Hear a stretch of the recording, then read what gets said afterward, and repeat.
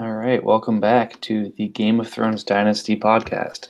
This is the Iron Bank, aka Mike. We've missed you guys. It's been a while, and happy to be back. I'm joined tonight by my regular co-hosts. We've got Eric, the Children of the Forest. Eric, how we doing?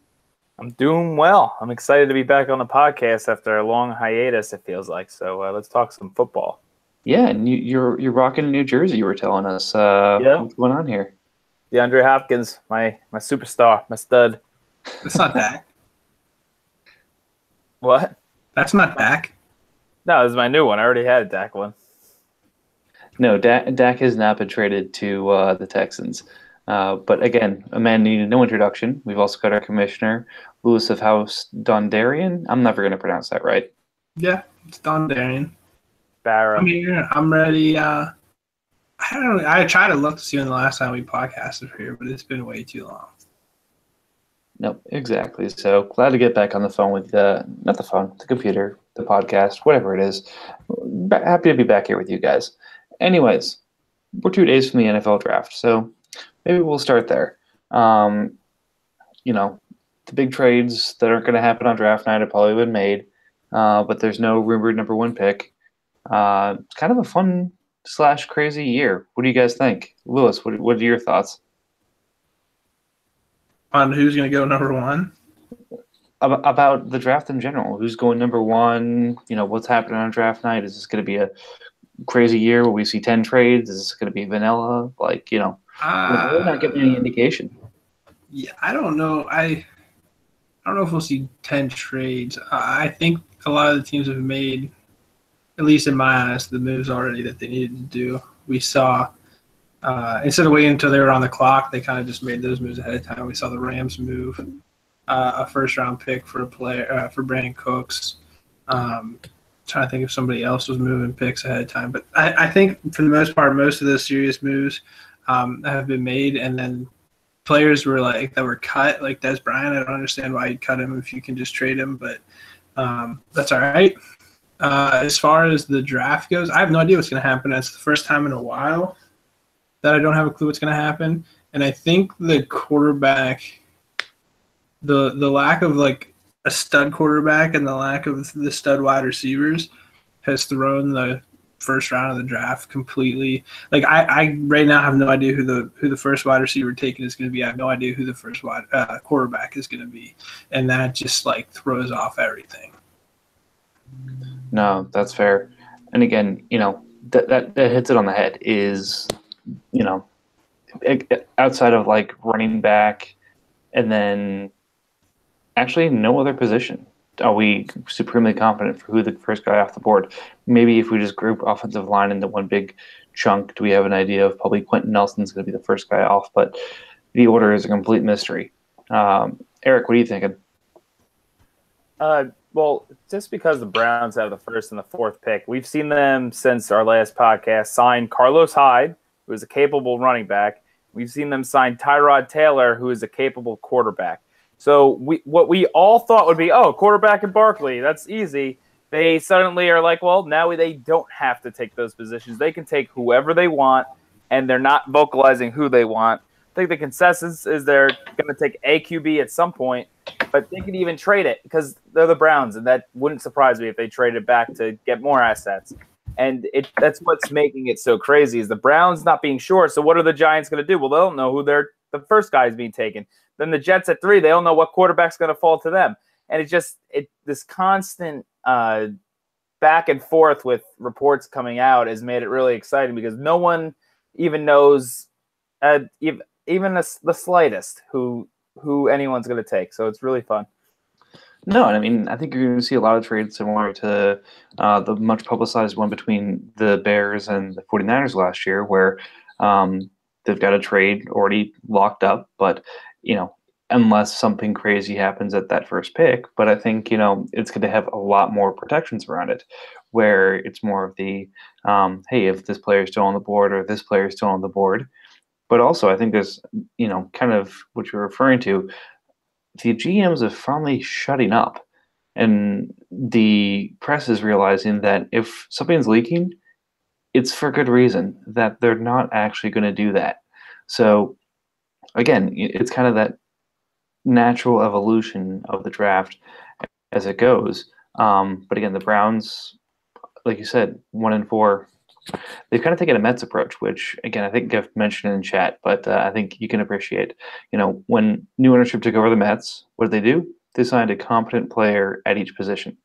The only splashy move I think they went and did was Curtis Granderson. Sorry. Basically, they went league average at every position, and then said we're going to let the farm team develop and take their jobs. What would I call Hyde and Taylor? I'd say they're probably league average players at each position, and that's not a knock. That's saying, they're top 20 in their position, not top 10, but top 20, which again would say that if the draft falls a certain way and they draft their replacement, great. If they have better value elsewhere, great.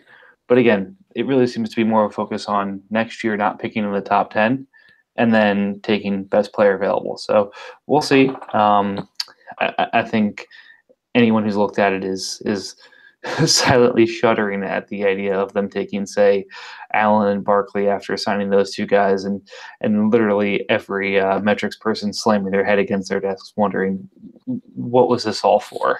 But we'll see what happens. Like I said, it's only 2 days away, and could be kind of fun. But I think one of the popular conversations right now beyond the quarterbacks is where does Barkley land? I think Cleveland's a rumored destination. Giants are a rumored destination. I think he grew up a Jets fan, so that's one. Broncos, Tampa. What do you think, Eric? I don't think that the Giants will be taking Barkley. I think they're going to take Chubb as long as the Browns don't take him. I think they traded JPP expecting Chubb to fall to 2. So that's my guess, but again, we don't know. So I don't think they take a quarterback. I don't think they take Barkley. If the Browns might take Barkley at 4, I think that's the earliest it goes. I think the Jets are definitely taking a quarterback because I feel like they're just due to draft one. So yeah, I think it goes to the Browns at 4. They're the first team. They, because they signed Hyde, they don't need to. They have Hyde and Duke Johnson already. Barkley's, better, but I don't know if he makes the team better just for next year. There might be a better pick for them to fill in a hole.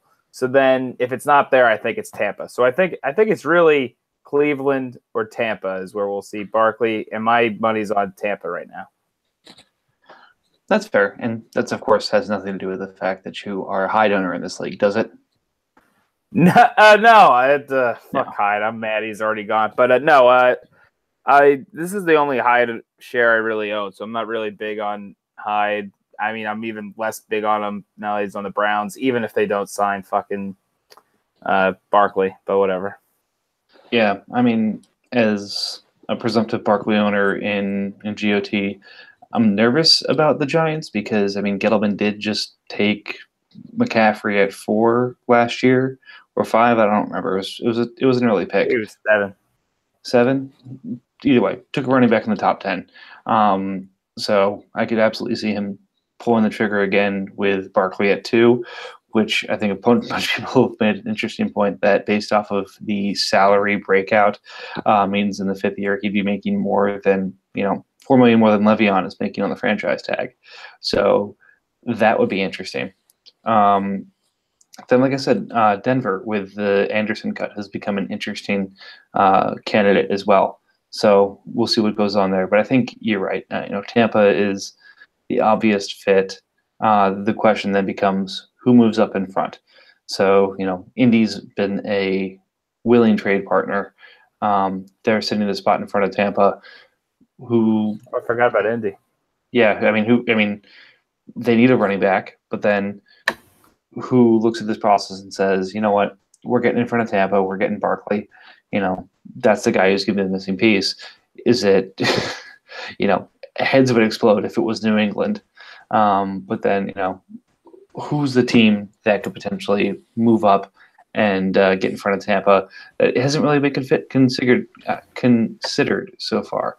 Lewis, you're back. What do you think? I missed the question. Where do you think Barkley's going to land? We're discussing possible options. Uh, if it's not to Cleveland, at 4, or even the Giants at 2, I don't think he goes until 7 to Tampa Bay. All right, so you and Eric are pretty well aligned. Like I said, I've been trying to look at, because I told you guys last year and once again this year, my friends and I do a little draft drinking game, and I'm trying to figure out where Barkley's going to land in that, and sometimes it's a little bit tougher with trades involved. So, last question about the first part of the draft. What's best case scenario for you for Cleveland, and what's worst case scenario for Cleveland? Lewis, what's your best case scenario for Cleveland? Best case is they go Saquon and Bradley Chubb at 1 and 4. Worst case, take first, and who's going to be able to drop? You take Saquon first, and then let the 3 quarterbacks go, and then take the best defensive player at 4. Okay, would be the best scenario. All right, and who's your worst case is they take the worst quarterback of the 4 that are available on the top. I don't know who that is. That's a problem. I can see right now it's probably not Rosen. I don't think Rosen's going to be the worst of the quarterbacks that are on the top there. I'm not sold on Baker Mayfield. I'm not sold on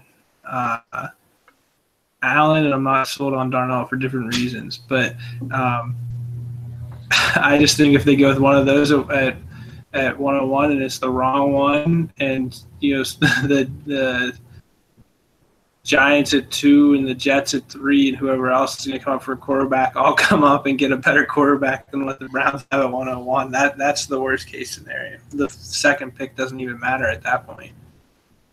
No, that's fair. Eric, what do you think is best case? Best case, I think Chubb is going to go to the Giants, and I like him as my number 1 pick of this draft. So I think the Browns would have to take Chubb at 1, and then at 4, it depends on where you fall with the QBs, who you think is going to be good. That could seem good QB, but I would honestly try to get Barkley at 4. So I would be the same as Lewis, just opposite directions. Chubb at 1, Barkley at 4. If Barkley's not there, then you could take the next best, the Alabama cornerback or the Ohio State cornerback. No, again, I think that makes sense. And so avoiding the QBs, I think, is the big key for us. Well, right now is that we don't think the Browns should take a QB, which is nuts to say. And then what's your worst case? Oh, they draft Allen. Allen sucks. I don't like Allen at all. So if they draft Allen, it's just going to be the next line of shitty QBs. He's going to be able to run, but you already have Tyrod who could run. And you already have your running, inaccurate quarterback. And Tyrod is more accurate than Allen. So he's a poor man's Tyrod Taylor. No, so again, I think you guys have the right ideas. My best case, and again, you guys aren't going to be shocked to hear this, is for me, I think they got to take the guy at quarterback. For them, I think it's either going to be, if they think Tyrod is good for a year, they take Darnold and sit him down and teach him how to actually read and throw it into the proper windows. If they need someone who they want to challenge on day 1, I think they go Mayfield. So I think you got to go quarterback 1 first for a reason. It's a quarterback-driven league, and it's the most valuable, asset in the league is a productive quarterback on a rookie contract. So I think you got to get your guy at 1. If that means they miss out on Chubb and say the Jets go quarterback again, then I think you got to skip over Barkley. I think there's too many good running backs in this class, and I think with Hyde and Johnson, you've addressed the position enough that you can come back to it later. So what does that mean? If Chubb's gone, then do you go defensive back in terms of Minka Fitzpatrick or Denzel Ward or Joshua Jackson, whoever fits your approach best? Frankly, I'd like to see him trade down from 4. If you can get a package from, say, the Bills to come up for their quarterback of 12, 22, and a second, I think you've got to take a hard look at that and probably accept it. But again, I don't know if that's been offered. I don't know if that will be offered. But my best case for the Browns would be take a quarterback at 1 and trade down at 4. Worst case would be taking Saquon at 1 and Josh Allen at 4. Again, I think I'm with Eric. Allen's not the answer. If you're throwing 46% in Wyoming against Big Sky competition, that's not going to end well at the pro level. And then that said, if you take a running back 1 overall and Saquon, if there's anyone who's going to be reasonable to take first overall in the modern game, it's Saquon. But then you're paying a guy $20 million in his 5th year. And is a running back worth $20 million in today's game? I'd say no. But again, who knows what the game's going to be in 4 years? We had the read option 5 years ago that was unstoppable. Now we have the RPO, which won Nick Foles the Super Bowl, and who knows what happens to it next year. So we don't know what the innovation is going to be 3 years from now that makes a team unstoppable, and who knows, it could revolve around the running back, the Wildcat could come back. Anyways, interesting things to think about. All right, one last thing before we move on to the next subject. Trade you'd most like to see in the draft. And I know I kind of touched on this from the Browns training back, but from you guys, is there a team that you kind of see you'd love to see either trade up, trade down, whether it be getting more weapons for your boy Dak or the Steelers moving up to get a bigger difference maker? Do you guys have a view of a move you'd like to see in the draft that has not happened yet? All right, well, I'll go first since you threw out the Dak scenario. I mean, like Lewis has already highlighted, the receivers, we don't even know who's going first. Most mocks have 1 or 2 receivers going in the first, if that. And so it's one of those positions that teams can wait on, which works for Dallas because they don't even need to spend their first-round pick on a receiver, and they can still feel like they got a good player out of it. Because even though there's no top-level class in the receivers, there's definitely guys that will help your team. And since the Cowboys have nobody to catch the ball, it's probably something they should highlight at some point. But the trade I would like to see, and maybe it's partially because I'm a Dalton owner in here, but and I don't want to see it, but just for the Bengals, they should trade up and get one of these quarterbacks. I don't think Dalton's the answer. He's proved that he's mediocre, and we just, everyone's okay with it. But the Bengals need a quarterback, and no one has ever mentioned Cincinnati. And if they can get a good quarterback, I think their team is actually okay defensively. I mean, their line sucks, but. Well, I mean, and again, I think we share this in the chat. Like Lamar Jackson and other quarterbacks have taken visits to Cincinnati. So, not necessarily one of your top 4 guys or otherwise, but the 3 through 5 seem to be in play for Cincinnati. So I think that's a really interesting idea, especially since they traded back with Buffalo to end up with Cordy Glenn.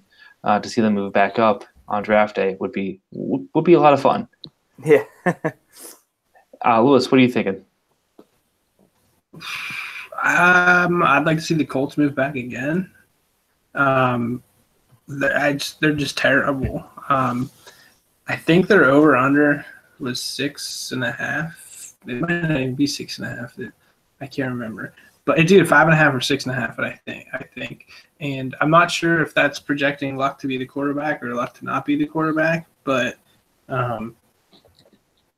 either way, I think they've made it very clear that they're not going to draft a quarterback because they've moved out of a prime position to take.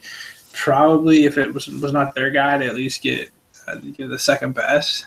And so with the quarterback out of the picture, there's just too many holes. The defense, the offensive line, running back, wide receiver. I was going to say tight end, but I think tight end is probably the only position where they've got solid players and solid depth. But outside of that, they just need a complete overhaul. And I think with how the first couple picks in the draft could turn out for them, that pick or that first trade they did with the Jets could really bite them in the butt because I don't know what they picked up for that? Was it only a couple second round picks? 3 seconds. Yeah. So if that ends up being, if things go weird at the top, and the Jets are going to still have their pick of, a Rosen, a Darnold, who's the other guy? Any of those three quarterbacks, then Mayfield, then that pick is that trade is gonna be an absolute steal for the Jets.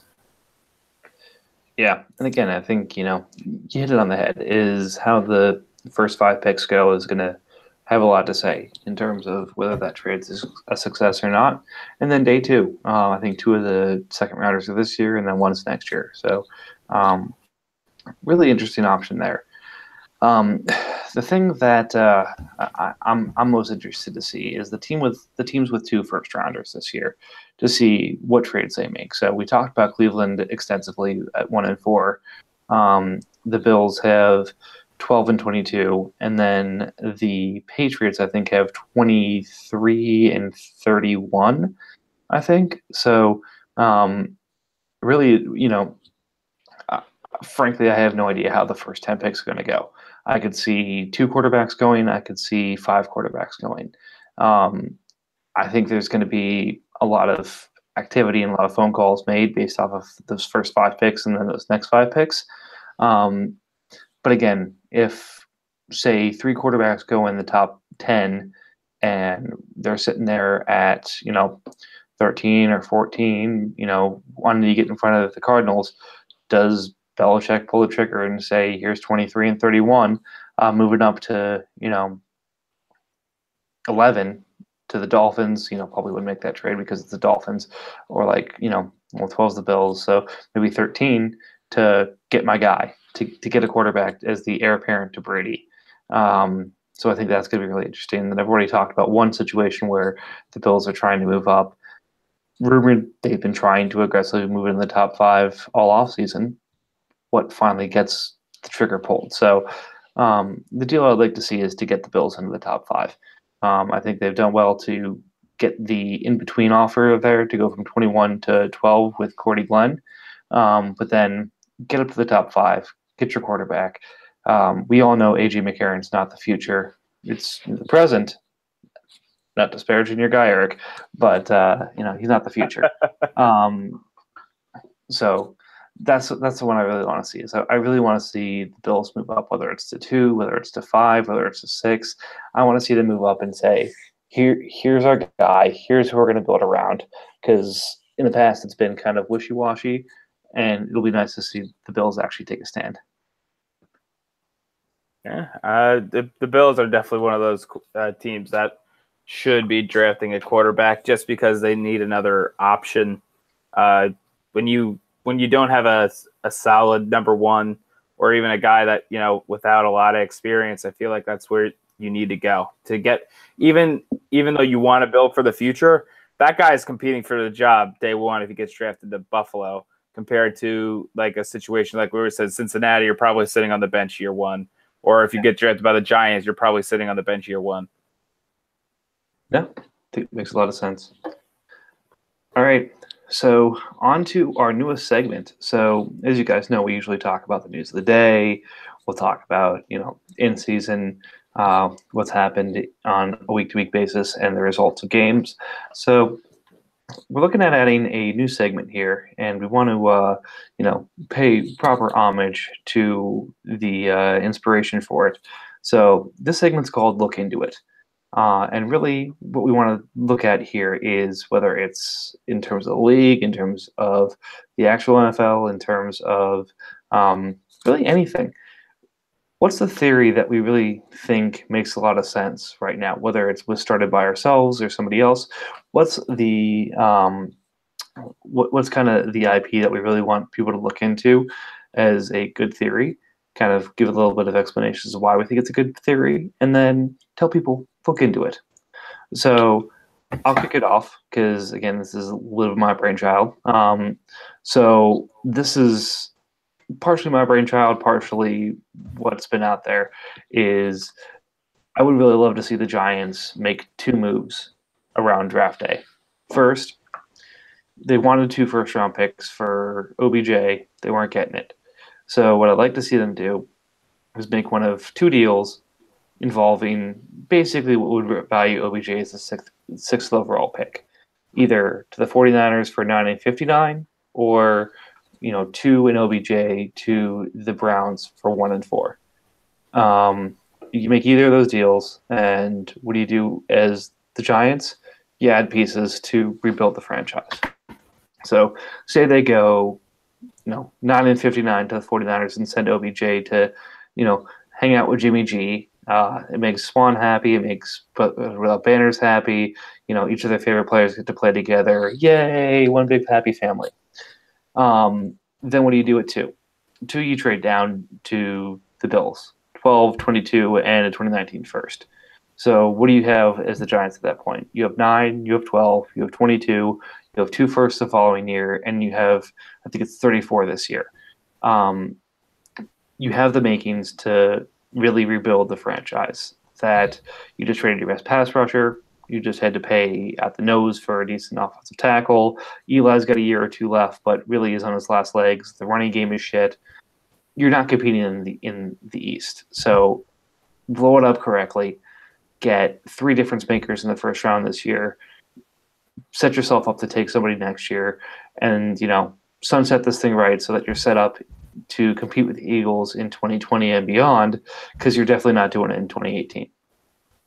So, could 2 big deals involving the Giants go down on draft night? Look into it. All right, which one of you guys wants to go next? Lamar Jackson's going as the 4th quarterback taken, and that would be 5 QBs in the top 15. All right. Who do you think he's going to?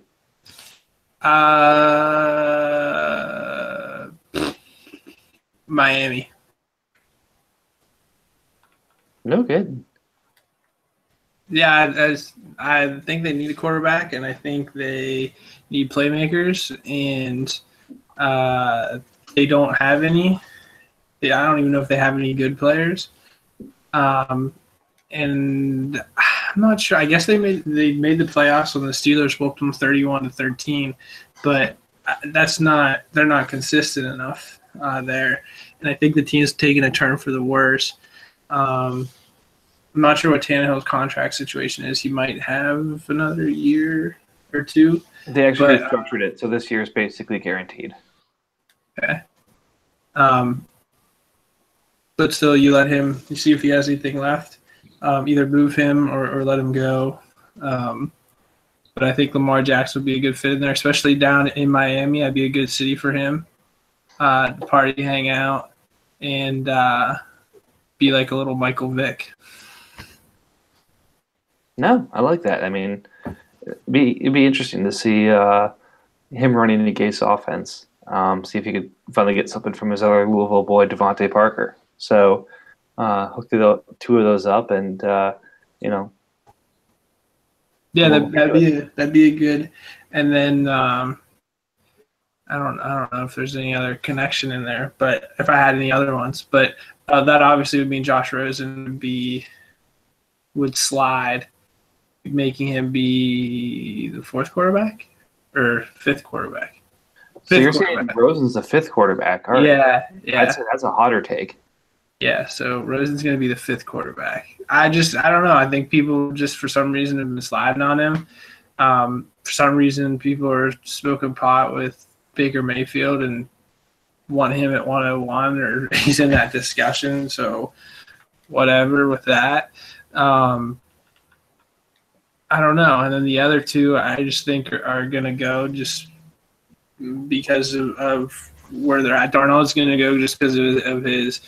I think of his name. Him and Rosen have the base name, but we haven't really heard any knocks on Darnold. So I don't know. Yeah, so Rosen's going to slip. I don't think he'll slip much further. I think. Where did the Bills pick? 12. 12, yeah. So maybe right there at 12. So they go back to back. But But yeah, I think that'd be a shocker that Lamar Jackson gets his name called for Josh Rosen. I would agree. All right, Eric, what are you thinking? Well, I'm gonna stick away from QB because, but I love Mason Rudolph, so I think he's gonna get drafted higher than people are projecting him. But I'm gonna go with James Washington definitely being the first receiver off the board day one. Dallas Cowboys making a splash. Look into it. Really? Yeah, I don't know. I feel like people are overlooking him too. I feel like he was when I was watching college football, and I don't get to watch all the games, but he was just dominant. Watching him, I was like, whoa, that guy's good. So I like him more than Ridley. I like him more than who are the other guys getting tossed around the top? Sutton, DJ Moore. Yeah, I like him more than all those guys. So that's my look into it. It's more like it's just a hot take, but look into it. Hot take. I mean, that's kind of what this section is anyway. It's what's the hot take that you feel some conviction for, whether it's yours or somebody else's. And James Washington lived with the dinosaurs, but they didn't have any bones or something. Okay, now you're being crazy. All right. I don't even know. I don't even want to talk about that. That got me so mad today. I'm so tired. Every time I look at the stupid chat, it's something that's not fantasy football related, and it's some stupid either conspiracy theory or somebody doesn't believe in something that they clearly should. It's mind-boggling. Mind-boggling or mind-bottling? Boggling. Speaking of bottles. Oh, wow. You had that one, Mike? To our audio listeners, he's showing a bottle of Kirsch Goose from Victory Brewing. A sour wench from Ballast Point right now, so enjoying the sours in the pot. Very nice. Where's yours at, Eric? I am drinking a Polar lemon seltzer. Dude, we're going to get to football season. Eric's going to be like 120 pounds, and, Lewis and I are going to continue to be fat asses. That's my hot take is at some point, two Erics are going to be combined to create one Mike or one Lewis. There we go. All right. Well, it's been about 2 months since we've potted, so a lot of trades have gone down between those. So let me pull up the chat and see if there's anything that we definitely want to talk about. Lewis, I know we made a relatively big deal a couple of weeks ago. Besides that or others, any that you want to touch on? The only one I remember is the one that happened today for CJ Procise. Tyrell got him. I like CJ Procise better than those other pieces. I'm trying to think if there was just anything. I want to say, was there maybe a House Bolton deal in there? Oh, yeah, that one was terrible. I don't know what Tyrell was doing on that one. It was Bolton, Tyrell, and Bolton gave up Trubisky, and then in return got A.J. McCarron, a first, and some other piece. Martavis Bryant. Yeah, and that was like, to me, that's Martavis Bryant and A.J. McCarron extra for what you need to pay for Trubisky. Or at least, depending on what that first was. I think maybe it was a future first. So maybe you put the first as towards the first McCarron towards the quarterback, and it's an extra Martavis Bryant. But I think that's a huge overpay for somebody that I'm not quite sure you're going to get a whole ton of fantasy points out of. He might be just one of those quarterbacks that's a better NFL quarterback than he is a fantasy quarterback. No, and again, I think that's I agree. I think everyone's looking at him right now as, hey, he's going to take a Goff-like step because he's got Nagy, he's got Burton as his tight end, he's got Robinson as his number one receiver. Clearly this is going to be the thing where all roads lead to success in Chicago, where often we see the biggest spending teams not be the most successful teams. But that said, I think Trubisky is a riser this offseason. It's just a level of to what? What does Trubisky have to do to be a success? And what does he have to do to make this trade worthwhile. If he comes up with I don't know, 4,400 yards, 30 touchdown, and 50 points rushing, I think that probably puts him as a mid to low end QB1. Does that mean success, or is something more achievable, say 3,800 yards, 25 touchdowns, and 20 points rushing? Still kind of success for him. Again, I'm not sure. It just could be a matter of how does that year 2 go for him. I missed, you cut off on the end there, so I don't know what you said. That's okay. You weren't listening anyway. No, I was, because I was going to comment. I also, with all that being said, the timing of the trade in itself too. Tyrell had first-round picks, at least to my knowledge. He had a couple. And so why you would make a move for a young quarterback when you could potentially get one to fall in your lap in the draft is a little weird. Or even if you use whatever draft picks you have. I don't have the site pulled up, so I can't look, and I'm not going to click around here.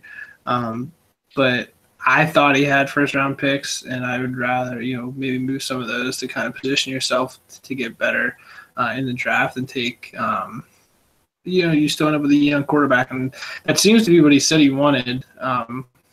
But that's whatever to me. Who knows what he actually wants? But just a weird deal for me, and a good one for Bolton. He's made. There have been a couple that he's lost or I just questioned, but then there's that one, and he made another. He might have made another one with Tyrell that he also pulled out on top of. So a couple of deals for Bolton since he's taken over the team. Nice. You always want to pull out on top. Anyways, Eric, what are your what's your thoughts over the last month or two around deals being made, deals you like, deals you don't, otherwise?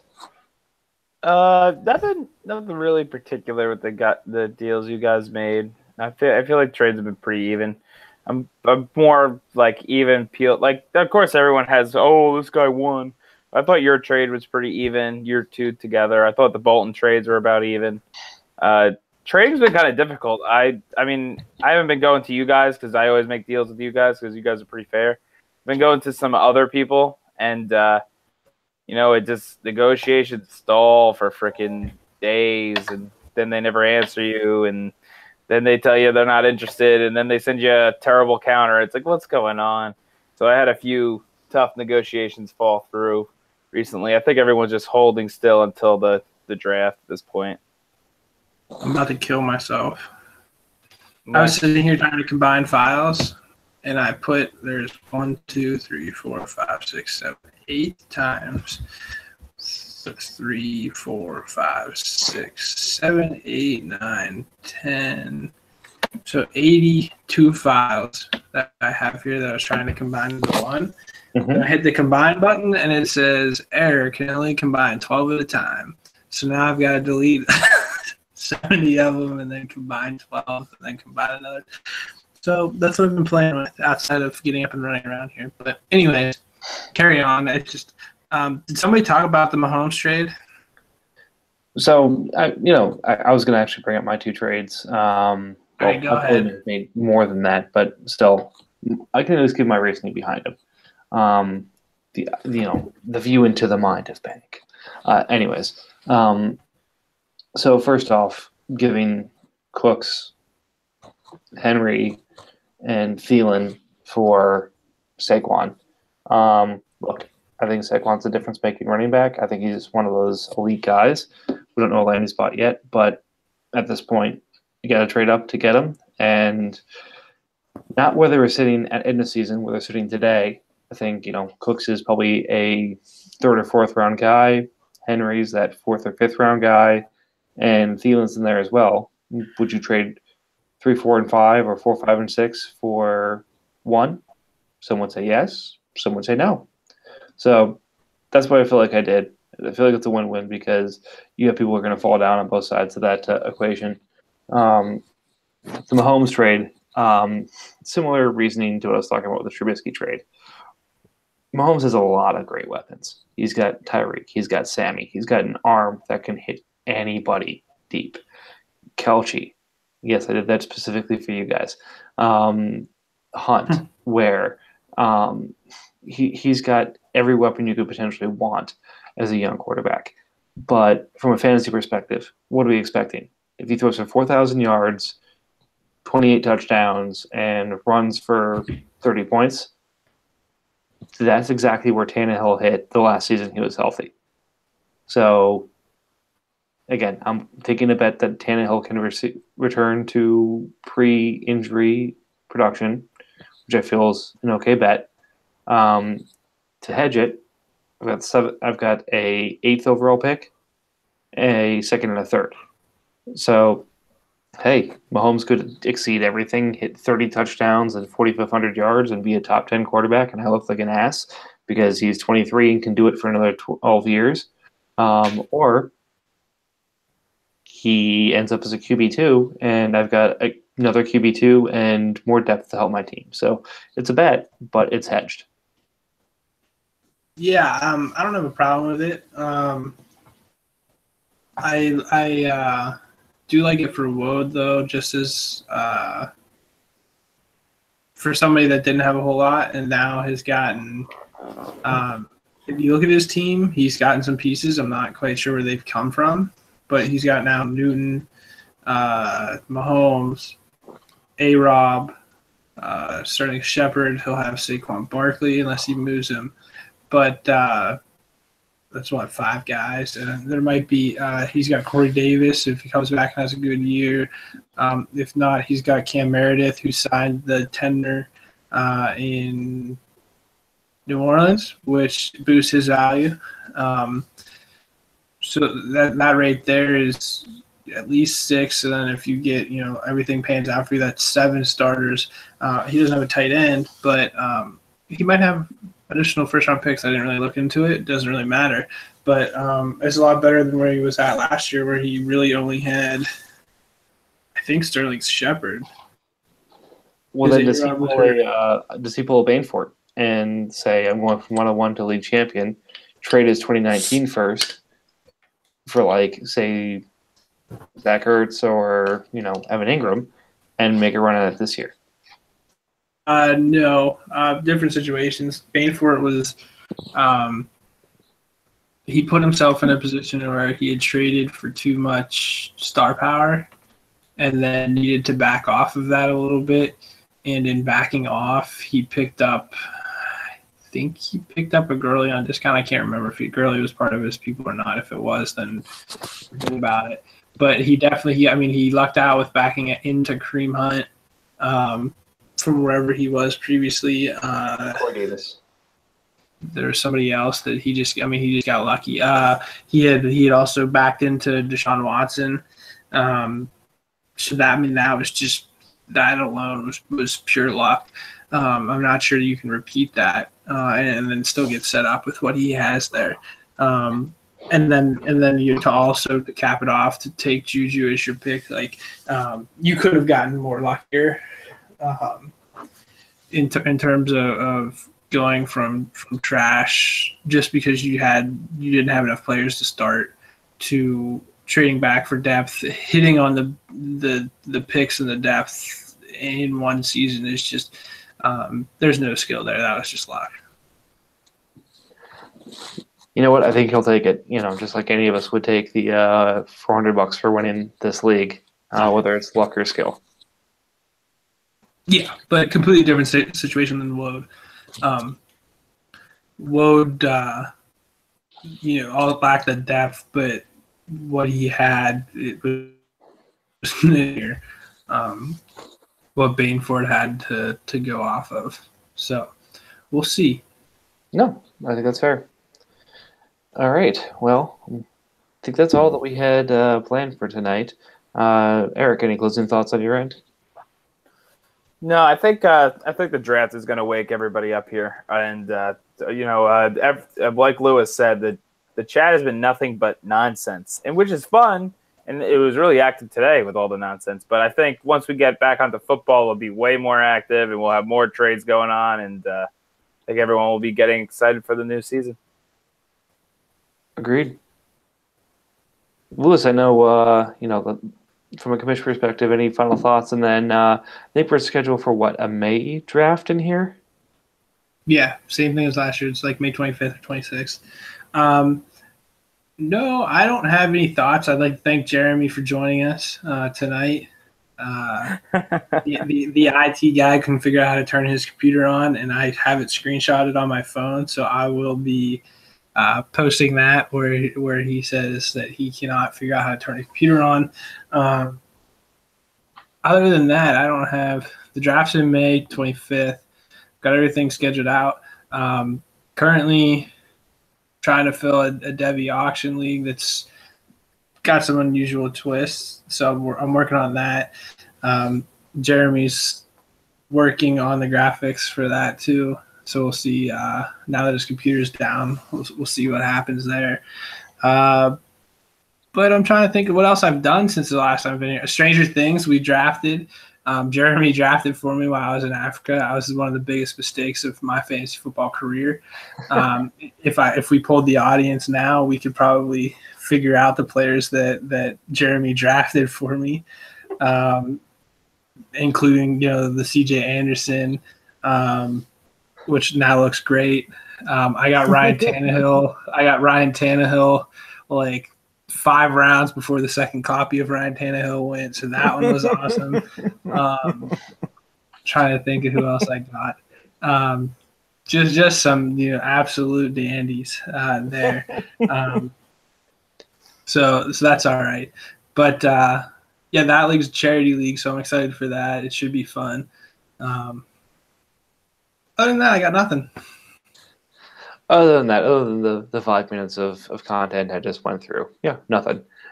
No, again, I'm excited for those leagues. I'm in Stranger Things with you. I think that's going to be a lot of fun. I haven't decided if I'm going to join Gridiron yet. I think I've done 4 or 5 startups already this offseason. I think I need to maybe slow my roll a little bit, but we'll see how long that holds. Yeah, I'm done after this. I told Jeremy I'm retiring, and if I make him make anything else, just shoot me, put me down. But then I also think that we definitely need to get a mapping of which were the Jeremy picks and which were the Lewis picks in Stranger Things, so that we can compare, at least as this population, afterwards. Because you talk a lot of shit, and I'd love to see whether Jeremy or Lewis had the bigger contribution to their team this year. So let's get this in writing someplace and enjoy that. But again, I think from my perspective, it's good to get back on the cast with you guys. I think the draft's going to be a lot of fun.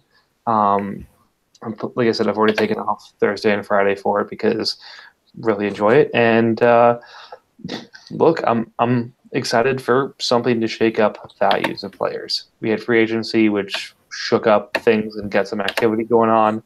The draft's going to do that again, and then we've got maybe one last round of signings. I know Lewis is rapidly, expecting where Dez is going to sign, and then a couple other things. So, look, I'm excited for the process to kick off again. We had a month of quiet, a lot of nonsense around dinosaurs and space and things like that. I'm reading a book that Chase recommended, so that's how bored I've gotten. But I'm excited to focus on football again at this point. So I'm glad to connect with you guys again, and hope that everyone enjoyed this pod. And it's episode 59, so soon, but not too soon, we will be hitting episode 60. We won't have Jeremy for that one either. Maybe he'll make that one because it's a milestone, or maybe he won't because it's a milestone. But either way, thanks for joining, and we'll catch you next time. Peace out.